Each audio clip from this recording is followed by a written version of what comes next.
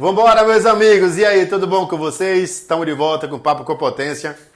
E hoje é uma edição extraordinária, falar de um assunto muito sério. Juscelino, como é que você tá, rapaz? Tô bem, graças a Deus, meu Deus. Tá bem? Prazer aqui. Pronto. Que honra estar por aqui na Copa TAM, viu? A honra é toda nossa receber vocês aqui e falar de temas tão importantes pra gente, não é isso? É. E tem um tema que tem chamado muita atenção das pessoas, principalmente os produtores rurais, também as pessoas do comércio, de modo geral, que é a questão do El Niño, onde todo mundo está preocupado. Então, nós viemos até você para que você explique para quem está em casa o que é que significa e por que tamanha preocupação, por exemplo, tua preocupação e das pessoas. Vamos lá, para começar, eu não sou um especialista nas áreas climáticas, a gente é um agricultor que estuda um pouquinho, então o que a gente falar do El Niño é de conhecimento do que a gente lê no dia a dia e que é importante que a gente traga isso. O El Niño é um fenômeno que acontece aí no período entre 5 e 7 anos, ele tem duração em média de 1 ano a 1 ano e meio. Então, o que é que acontece? As águas do Pacífico, ali do Oceano Pacífico, ela aquece em mais ou menos 2 graus. E você imagine que esse aquecimento, quanto impacto ele causa. Então, ele muda o fluxo de chuva, dos ventos, e a nossa região aqui, que no tempo normal a gente tem um período curto de verão, a gente muda essa realidade. Sim. A gente passa a ter um período maior de verão, com diminuição da chuva, e as chuvas vão para o sul do país, que é ali onde a gente estava agora com muita... A gente estava com muita chuva agora, e há uma tendência de dar diminuição dessa chuva. Certo. No caso, esse fenômeno já está acontecendo? Já está assim. O fenômeno ele iniciou agora no final do ano. O El Niño ele sempre inicia no final do ano, por isso que o nome El Niño, porque ele foi descoberto no período ali de dezembro por pescadores que fazendo sua pesca, eles descobriram que as águas do oceano estavam mais quentes e melhorando as pescas no tempo que não era normal. Sim. Então, eles, em homenagem àquele fenômeno, colocaram o nome El Niño, que significa o menino, em homenagem ao Natal. Tá, então, ao menino Jesus. Ao menino Jesus. Então, por isso que ele inicia sempre no final do ano. E a gente já está sob o efeito do El Niño e a gente tem percebido aqui a diminuição da chuva. Porque a gente percebe que as chuvas da gente aqui nesse período de julho, agosto, é bastante chuva. E as chuvas elas são localizadas e mal distribuídas. Hoje mesmo você deve ter visto muita chuva na cidade e aqui quase nada de chuva. Com certeza. Por exemplo, a previsão do tempo ontem estava de 90%. 90% para sexta, 70% para sábado e 80% para domingo. Aí quando você chega na realidade do dia, não é o que estava na previsão.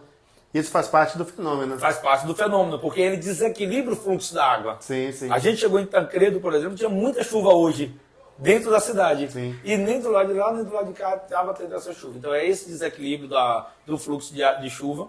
Então no sul do país, que a gente pega ali Mato Grosso, Paraná, Santa Catarina, aquela região de lá, Mato Grosso do Sul. Sim. Então a gente há uma expectativa de ter um período chuvoso lá. Que esse ano, quando a gente estava sob efeito da Laninha, estava um período seco. Que lá estava fazendo muito sol e aqui para o Nordeste muita chuva. E agora com o El Niño é uma expectativa do Nordeste e o Norte do país, que a gente pega essa faixa aqui, a gente diminui o fluxo de chuva. E aí por que Juscelino vem trazendo isso, um fenômeno que acontece no Oceano Pacífico e a realidade da gente? Exato. É porque a gente tem que ligar nossas antenas.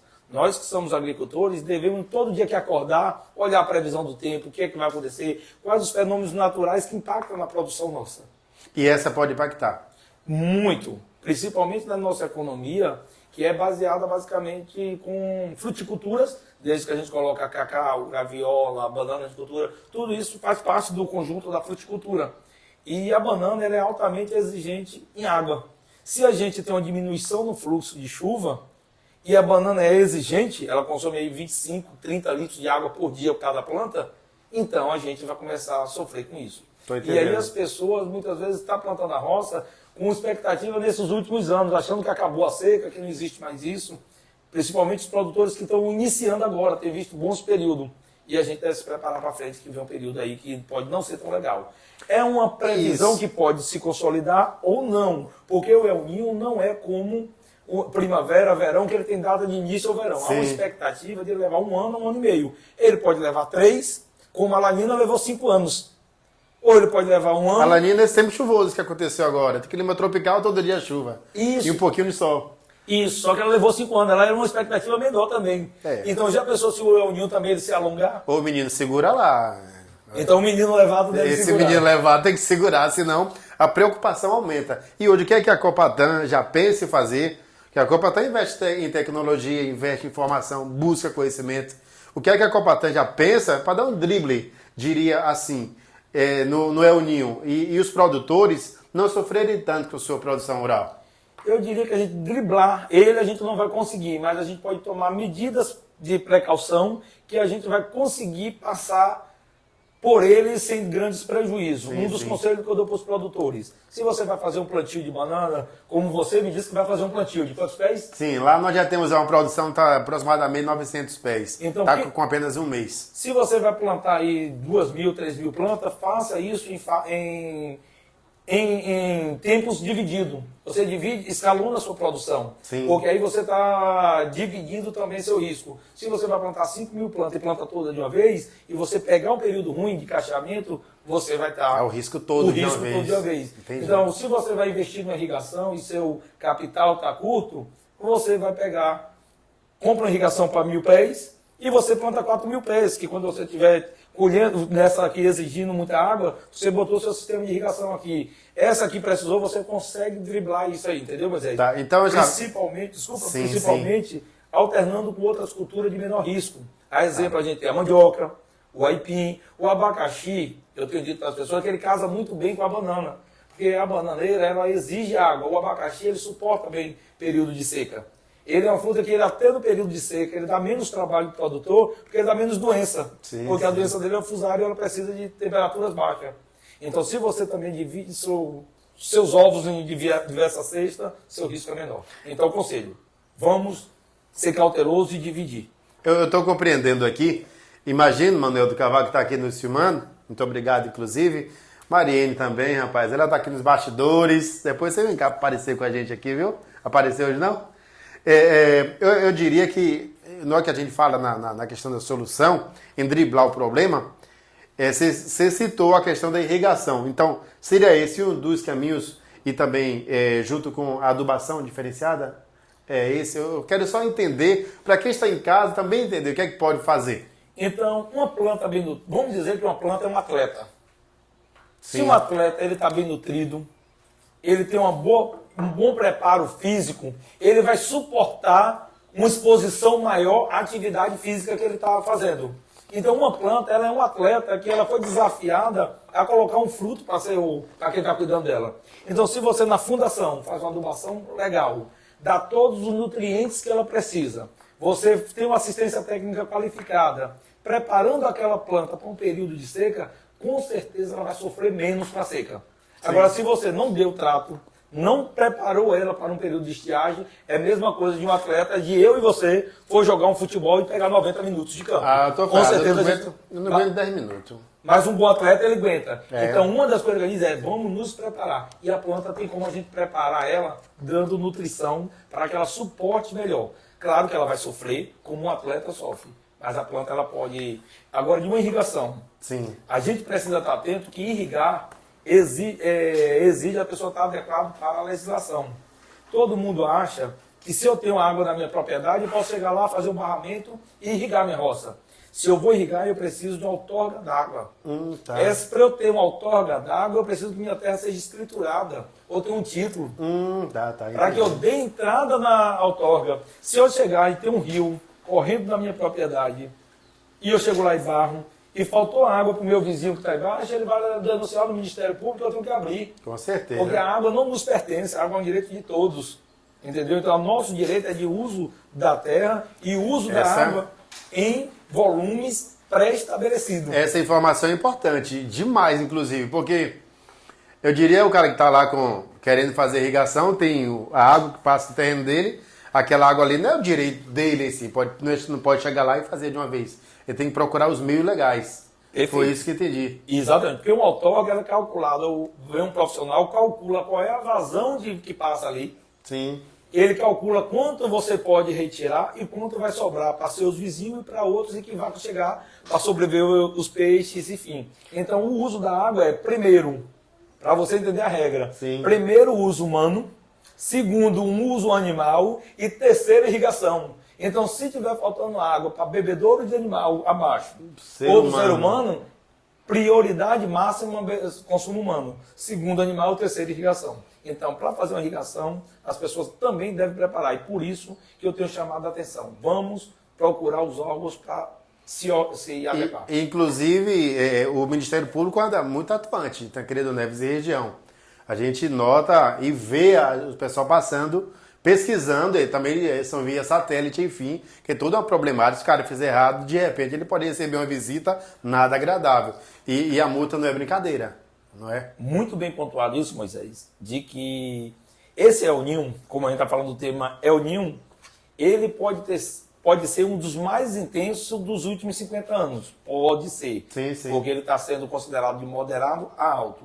Então ainda não se sabe efetivamente como ele vai ser. A certeza é que ele está acontecendo. E se a gente já teve um El Niño em 2015, em 2007 ali, a gente teve El Niño nesse período, e em 2015, Tancredo Neves teve alguns produtores que já foram proibidos de usar irrigação pelo próprio Ministério Público, pelo INEMA. Isso já aconteceu em Tancredo. E a gente não tinha 1/4 da banana plantada. Ou seja, a demanda de água não era isso. Então o que a gente está chamando é, vamos nos preparar para que não seja pego de surpresa. Então não é causar pânico em ninguém, não é amedrontar ninguém, mas assim, melhor coisa é quando a gente está preparado para os problemas que vêm. Estamos buscando levar orientação de qualidade para que o pessoal não pegue de surpresa. Nós estamos trabalhando também com probabilidade, né? Nunca é o certo que se diz, o El Niño não é exatamente vai acontecer uma seca de X anos. A gente nunca sabe como foi muito bem explicado por aqui, né, Celina? Então aqui, a gente publicou no PTN News, rapaz, que você teve viajando na última semana, foi bom o passeio, não foi? Foi onde? Mato Grosso? Mato Grosso do Sul e Paraná. E Paraná. E aí, como é que foi lá visitando as novas tecnologias, né? Eu acredito que buscou filtrar também algumas coisas aqui para a Copatan. Fiquei curioso para saber essa parte. Eu resolvi perguntar aqui na entrevista. Perfeito. Foi uma visita no Mato Grosso do Sul, um dia de campo de mandioca. A gente que gosta da cultura, então é uma sempre oportunidade de aprender. Então foi um dia de muito conhecimento. E eu aproveitei para estar visitando as regiões produtoras de mandioca do nosso país, que concentra ali parte no Mato Grosso do Sul, na região de Naviraí, aquela região, e a região de Paranavaí, no Paraná. E visitei várias fábricas, várias fazendas que produzem mandioca. Lá o pessoal produz 1.000 hectares, 2.000 hectares de mandioca.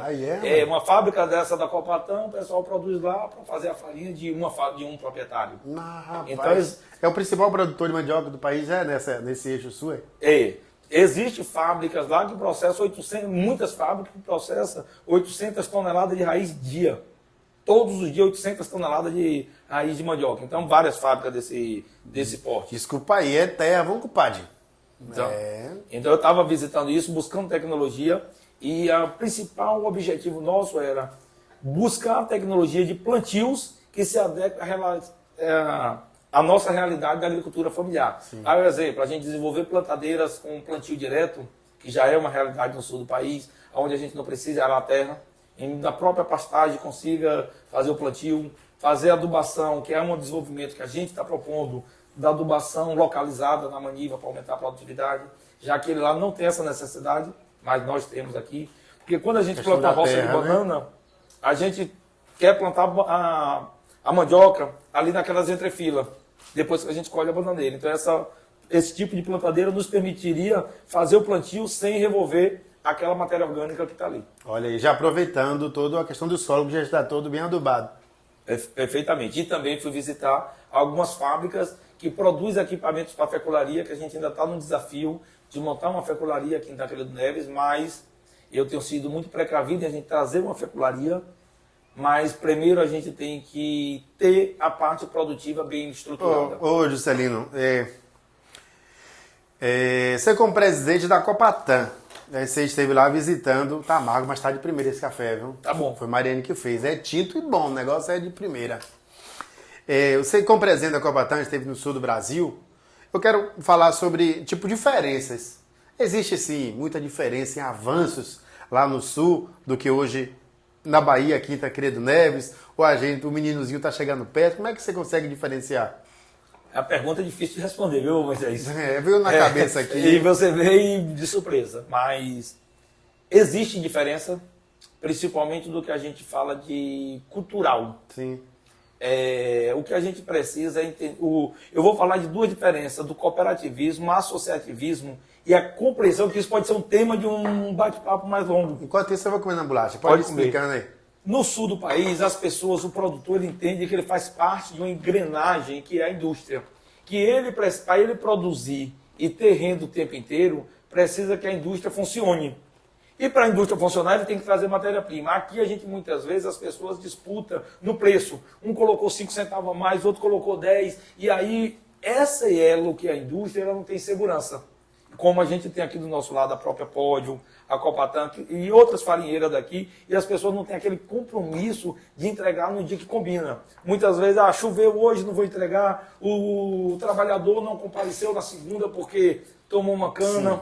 Sexta-feira já não quer mais trabalhar. Ninguém quer trabalhar na segunda. E uma indústria, ela precisa trabalhar. Você imagina uma indústria que tem um quadro de funcionário seletista e ela planejou para receber raiz de mandioca na segunda e o pessoal não apareceu para arrancar. Que estava tomando uma pinga. Alguém tem que pagar essa conta e aí fica na indústria. A indústria tem que diluir e pagar menos. Então eu te diria que a nível de tecnologia, de produtividade, Tancredo Neves é referência no Brasil. Sim. A gente tem a melhor produtividade. Estamos falando de produtividade. Produtividade. Então eu falo de tecnologia. Agora, a tecnologia de mecanização, eles estão muito à frente da gente. Sim. Mas são tecnologias que podem ser implantadas aqui e a gente vai trazer. Porque, por exemplo, a diária. O trabalhador, hoje, para se conseguir, é muito difícil. Em todas as regiões que a gente vê, matéria, pessoal, a gente comenta, não acho trabalhador. Eu diria que, então, essa parte no sul do Brasil, com a tecnologia, a substituição, né? Da mão de obra mesmo do homem ali para as máquinas, eu diria esse é o maior avanço que está tendo? Eles têm, no sul, existe o mesmo problema nosso de mão de obra. Sim. Porém, a mão de obra que tem, mesmo escassa, as pessoas têm um compromisso de ir no dia combinado. O nosso problema não é escassez de mão de obra. Então, se você chegar aqui, talvez terça, quarta e quinta, a gente até tem a mão de obra em excesso. Sim. Falta na segunda e na sexta. Então, é a regularidade da mão de obra, que lá tem isso melhor estruturado. A mecanização evoluiu muito, mas assim, o que a gente faz aqui de plantio de mandioca e os tratos é basicamente o que eles fazem. Mas assim, ele faz o plantio com plantadeira. A gente tem condições de plantar aqui. A arrancadeira de mandioca, que é uma que já está em desenvolvimento, tem afofadores, mas a gente tem aqui também. Uma arrancadeira de mandioca que está em fase final de desenvolvimento, ela vai ajudar muito, mas mesmo assim precisa do homem. E o grande problema, grande problema é, esse homem ele tem que ter um compromisso com a indústria. De que se tem que chegar matéria-prima na indústria na segunda, terça, quarta, quinta e sexta. Lá as fábricas rodam, Moisés.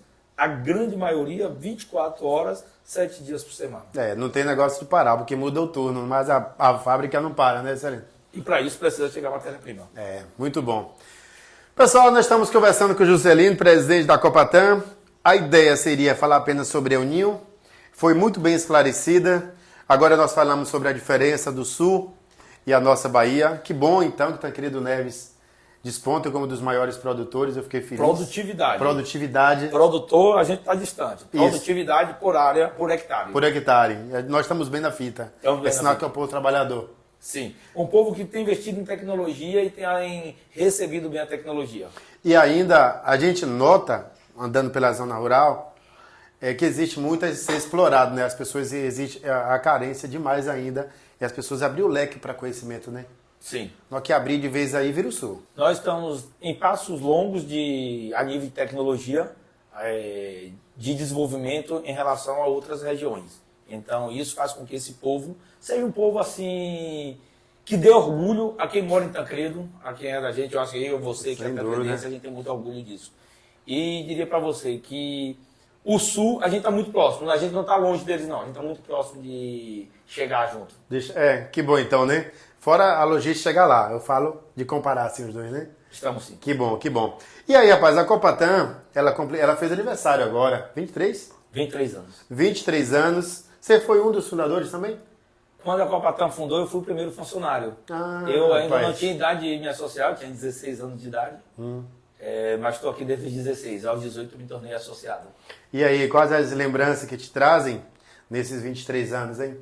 pegando de lá, teu passe. Eu diria que a gente que tinha aqui tinha um histórico de pessoa de falta de organização da produção, o que a gente previa que acontecesse foi muito superado. Sim. A gente superou em muito a nossa expectativa, então a gente pensava em criar uma cooperativa pequenininha para atender aquelas necessidades. E a Copatan virou uma referência de cooperativismo, de produção.